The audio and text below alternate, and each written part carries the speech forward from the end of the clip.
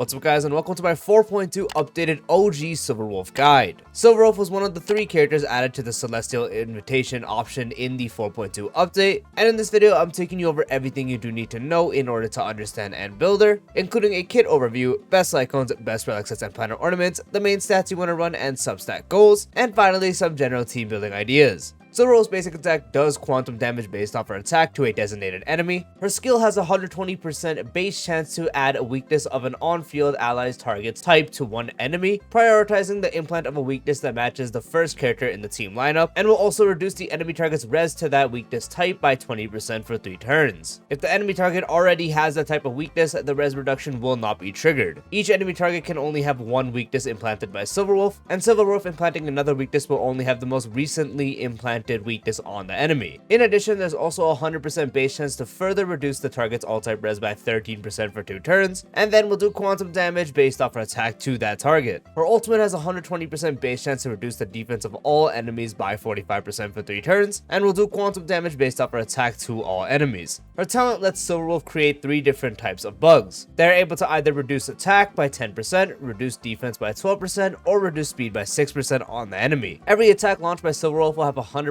base chance to implant a random bug that lasts for 3 turns to the attack target. When an enemy target gets defeated, the weakness Silverwolf implanted on them will be transferred to another surviving enemy on the field that has not yet been implanted with weakness by Silverwolf, and will also prioritize elite enemies or above. Her technique immediately attacks the enemy. Entering battle will do quantum damage equal to 80% of Silverwolf's attack to all enemies, and will reduce the toughness of all enemies regardless of weakness type. For bonus traces, her A2 will extend the duration of bug by 1 turn. Anytime a target's weakness gets broken, Silverwolf has a 100% base chance of implanting a random bug on that enemy. Her A4 immediately gives Silverwolf 20 energy when the battle starts, and when Silverwolf's turn starts, she regenerates 5 energy, and her A6 will increase Silverwolf's attack by 10% for every 10% effect hit rate she does have, up to a maximum of 50%. For Eidolons, her E1 will regenerate 7 energy for every debuff on the enemy target when Silverwolf uses her attack to attack that enemy target, triggering up to 5 times in each use of ultimate. Her E2 makes enemies who enter the field have an increased damage taken by 20%. Enemy targets getting attacked by ally targets will give Silverwolf a 100% base chance to implant a random bug on the attacked enemy. Her E4 makes it to where Silverwolf using her attack to attack an enemy target will do quantum additional damage equal to 20% of Silverwolf's attack on the enemy for every debuff on that target. The effect triggers up to 5 times per target during each use of ultimate. And her E6 will increase the damage dealt by Silverwolf to enemies for every debuff they do have, up to a maximum of 100% increase.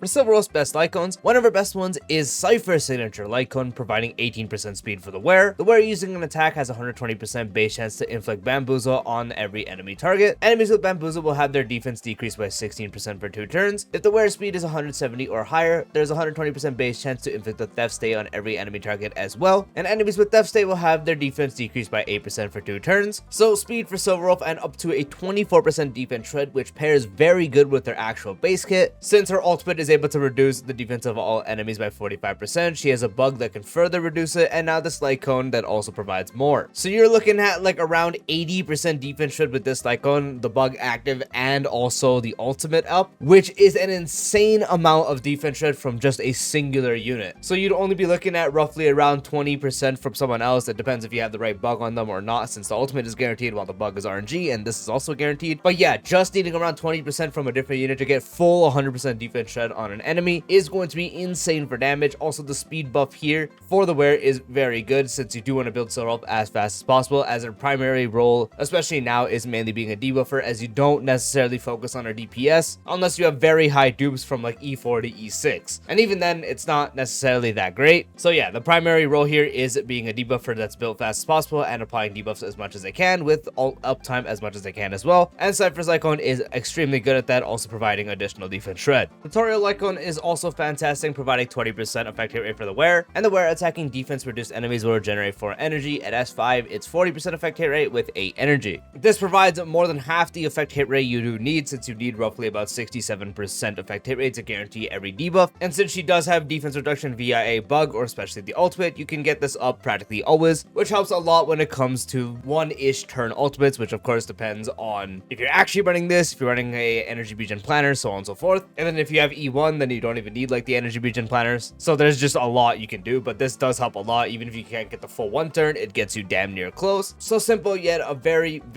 effective Lightcone to use. Pearl's Lightcone also is usable with a 60% base chance to ensnare hit enemies. Enemies that are ensnared will have their defense decreased by 12%. At S5, it's 100% base chance with 16% defense shred. Pretty much just a worse version of Cypher's Lightcone. It doesn't provide speed, and it only provides the first little bit of defense shred rather than the additional, so a max of 16% rather than 24%. This is also a one that does pair really well with her base kit, since again, a bunch of defense shred, you can get even more to get very high values. Unfortunately, you won't get as much as Cypher's, but still 16% is 16%, and it's a 4-star. You probably do have S5 by now, and is also a very solid usable option. The Battle Pass Lightcone Holiday also is good with a 16% increase to the wearer's damage dealt. After the wearer attacks, there's 100% base chance to inflict the attack target with vulnerability, increasing the damage they receive by 10% for 2 turns and cannot stack. At S5, 32% damage and 16% vulnerability, so it's kind of more of a hybrid, so some extra damage and also vulnerability. So if you're looking for a pure debuff for Silver Wolf, this is on the worst side. While it does make her do a bit more damage, it's focusing a bit less on full debuffs. Vulnerability is fine, but it's not something that's going to have as good results as the other ones mentioned. However, still a very solid usable option. And then when it comes to her actual signature, this is also a hybrid based off damage and also debuffing. Some effect hit rate for the effect hit rate requirement. Attacking an enemy with 3 or more debuffs increases the wearer's crit rate by 12%. The wearer using one of their attacks will have a 100% base chance to implant Aether Code on a random hit enemy target that doesn't have it. Enemies with Aether Code will receive 12% increased damage for 1 turn. So yeah, it's really only 12% vulnerability when it does come to the debuff side, so that's why like the Battle Pass Lightcone is better when it comes to this. And then any of the other ones I mentioned before are even better when it comes to her role. However, if you want to focus a bit on her own damage, it does come with some extra stuff, like making her easier to build and also some crit. Since it's also in the shop now, if you are a light spender, you can S5 it. At S5, it does actually provide some good stuff, like a lot of effect hit rate, good amount of crit rate, and also increases the vulnerability, but that depends on your situation. So other than that, her Lightcone is fine, but for a debuff for Silver Wolf, it is worse than the other ones. If you're looking for an actual damage setup, then this is really only something I'm going to say I recommend running if you do have a Silver Wolf that is E4 or above, because that's when she does get more stuff for damage. Better ones for damage, I'm going to keep this one a lot more brief because it's less recommended. Acheron's Lightcone usually is great for Nihility DPS that can crit. 36% crit damage, being able to inflict Mirage Fizzle on an enemy, and enemies with Mirage Fizzle will take 24% more damage from the wearer, and an additional 24% damage from ultimate. Since you're primarily doing a good amount of damage from the ultimate, that's going to get the biggest increase of 48, while the rest gets 24 and also some crit value. And then the classic Good Night and Sleep Well, providing 12% damage to enemies with debuffs up to 3. At S5, it is 24%, so you can get up to a 72% damage dealt increase. So this one also does work for all their damage. Again, I don't really recommend doing damage Lightcones on Silver Wolf, especially now. Even at like E4 plus, she's mainly going to be a debuffer. Her damage nowadays is especially not really something to focus on. Relic sets, her best install overall is 4-piece Eagle. 2 pieces uses 4 Ps after the wearer uses their ultimate, their action is advanced forward by 25%. Since Silver Wolf's entire thing is to attack as much as possible so you can get debuffs faster, get your energy back quicker, and use ultimate to keep uptime as much as you can, and also apply as much bugs as you can to get the effects. And then if you ever need to refresh the actual weakness implant from her skill, there's that too. This Relic set helps a lot with that because you get a lot more action value by getting an advance forward when using ultimate. So especially when you pair that on a character that has 1 turn ultimates or damn near it, you can get a lot of ultimates. And since you're also building a bunch of speed, you can usually use this to push up to like 3 turns in the first MLC cycle, or at least push you up to a breakpoint that can definitely help you throughout your cycles. And that's why overall best performance does go to 4-piece Eagle, and is also the one you fully focus on if you are doing a supportive Silver Wolf. If you're aiming for damage, you mainly have 2 options. One of them is Genius. 2-piece increases all her damage since it's 10% quantum damage and she is quantum. 4-piece provides 10% defense ignore when the wearer deals damage to an enemy, and if they have quantum weakness, the wearer additionally ignores 10% defense. So this also does pair very good with her kit, since again she does implant 45%, since again she does do 45% defense shed and ultimate, and further with the bugs. This will also stack on top of that for her own personal damage, adding up to a lot. And then if you have Lightcones providing even more shred, then it gets even stronger. And the condition of quantum weakness for the full one can be bypassed by just putting Silver Wolf in the first slot, so you always implant quantum weakness. So if you do want to focus on her damage, Genius is one of the best. Other than that, it would be Pioneer, since it is debuff based, and And Silver Wolf is based off debuffs. 2-piece will increase damage dealt to enemies with debuffs by 12%, so that practically will be always. 4-piece provides 4% crit rate. The wearer deals 8% such 12% increased crit damage to enemies with at least 2/3 debuffs. The wearer inflicting a debuff on an enemy will increase the aforementioned effects by 100% for 1 turn. So a lot of crit damage, a lot of crit rate. So at the same time making her easier to build, she just does more crit damage to enemies with a lot of debuffs. And since she's able to implant a good amount of debuffs, that does work out. And then the 2-piece is just universally good for her damage. So this is also very good for her damage. If you're not running any of those, then it would be combining 2-piece. So you can do 2-piece speed if you are aiming for more support. So 2-piece hacker space with 2-piece relieved ordeal, 2-piece warrior goddess, or 2-piece diviner. If you're aiming for more damage, you can do 2-piece crit. So if you need crit rate, world or making or scholar for 8%. If you need crit damage, wave strider or ever glorious for 16% crit damage. Combine that with 2-piece attack. So 2-piece hero, wind soaring, prisoner, or musketeer, or any of those with 2-piece genius or poet for 10% quantum damage, or even any of those with 2-piece pioneer for damage against debuffed enemies. For planet ornaments, when it comes to supportive Silver Wolf, you're mainly looking at either Lushaka or Von Walk. Lushaka is better when you want your actual DPS to get some support out of it. 5% energy regen for Silver Wolf herself, 12% attack for the character position first. So you just position your main DPS at first and they get 12% attack on top of all of Silver Wolf's debuffs. However, if you want to set up Silver Wolf right away so you can just use your skill and then get your ultimate right away, pop the ultimate and go crazy, Von Walk is also very good. Also providing 5% energy regen rate and reaching 120 speed or higher will advance forward the wearer's action by 40% immediately upon entering battle. So this really allows you to outspeed nearly everything, especially on a very fast Silver Wolf build, helps you hit higher breakpoints, and will really allow you to be the first one to act so you can attack to apply a debuff and or weakness, throw out your ultimate so they're ready to take as much damage as they can right away. You can use other supportive sets like Penacony if pairing her with a quantum DPS, as it provides 5% energy regen and 10% damage for everyone that is the same type as the wearer. So you just need to make sure the person you are pairing her with as the primary DPS is quantum. Keel and ageless are outdated, but they still can work. Mainly Keel, I don't really recommend ageless anymore, because if you're gonna use ageless, you might as well just use Lushaka. But for Keel, it does provide 10% crit damage for everyone, reaching 30% effect res or higher, and also provides 10%, so it does work. When it comes to aiming for more damage, Glamoth is usable since you usually will build her with 135 speed at least, 12% attack and 12% damage if having 135 speed, or 18% damage if having 160 speed. So yeah, this does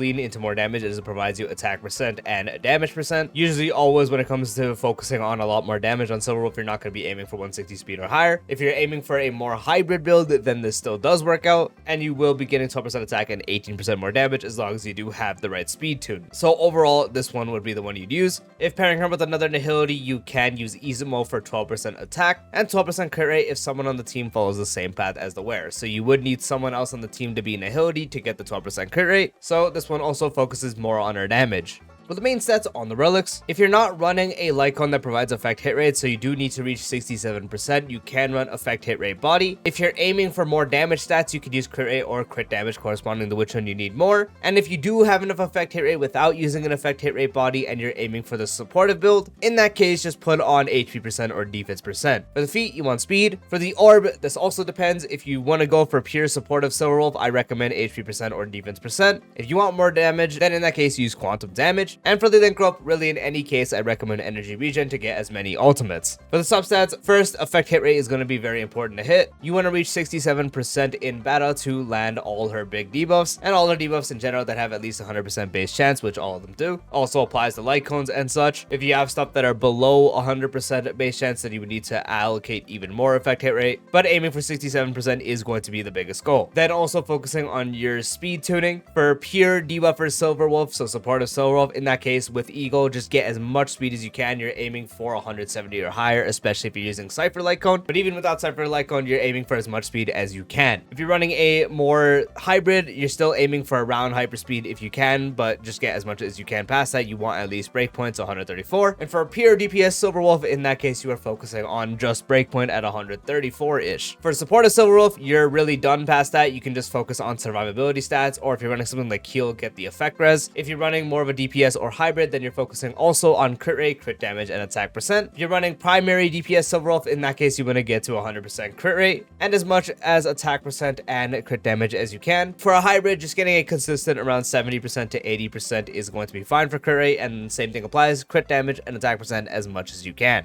Now for some general team building. For supportive Silver Wolf / hybrid Silver Wolf, you're really running her in the same slots in the same role. So you kind of put her as the slot for amp on a team, because usually the team would consist of like the actual DPS, some big support that's kind of like tied for their playstyle, and then a third slot that's usually a flexible amp option, and then last slot sustain. Silver Wolf kind of is in that third slot. I'm going to use one of the biggest examples for one of the best teams she's on right now, and that is the Archer team. So it would be, of course, Archer and Sparkle as the biggest core here. So it's Archer, Sparkle, and then Silver Wolf. Last slot being a sustain. In this slot, you usually use Permanentary Dawning, which use whatever is available to you. So in this case, I'm just going to go ahead and put Dawning. And then you sub out accordingly if you're doing a lot more free-to-play Archer. In that case, Sparkle would probably be someone like Hanya instead. If you're doing sustainless, then you sub out Dawning for someone like Tribi. Tribi works great in a sustainless slot here, or especially someone like Asheville as well. When it comes to Asheville on this team, you can end up overcapping on Shred / Ignore. Since Silver Wolf is able to do 45% off for all split plus more from the bug, Asheville does do 40% on his own. So if you have a Lightcone doing even more on Silver Wolf, that can end up making you have enough alone. And then if you have further investments such as like E2 Sparkle or something, then it's even more. But a team could look something like this. You can also use her with the infamous Akron team, so Silver Wolf Akron. So Silver Wolf is one of the Nihility slots. If you're doing 2 Nihility slots, the next one would be usually Cypher, but you can also use Xiaochu if you do have him. But in my case, I'm just gonna go ahead and put Cypher. Last slot would go to your sustain, so I'm just gonna use Aventurin, but you can use Dawning mainly. And then one Nihility setup would be, of course, switching out the second Nihility and putting someone else here for an amp slot like Tribi, Sunday, so on and so forth. So mainly you would be using Silver Wolf on any team that has that third slot available as the general amper of the team. For primary DPS Silver Wolf, which again, I'm gonna have a disclaimer, I don't recommend doing this. Usually you can pair alongside a action advancer as well. So in my case, I'll just go ahead and throw Sunday, but you can also use Bronya. So I'll just put Sunday here, then you can have a DPS. The general setup here for hyper carries is what would apply, so something like this, and then you would sub out accordingly. And that is the full OG 4.2 updated Silver Wolf guide. I do hope you found this video helpful. If you did, drop a like, would be greatly appreciated. If you're new to the channel or haven't done so already, be sure to subscribe and turn on the bell icon for future videos like this, along with all the types of Star Wars content. And I'll see you later. Peace out.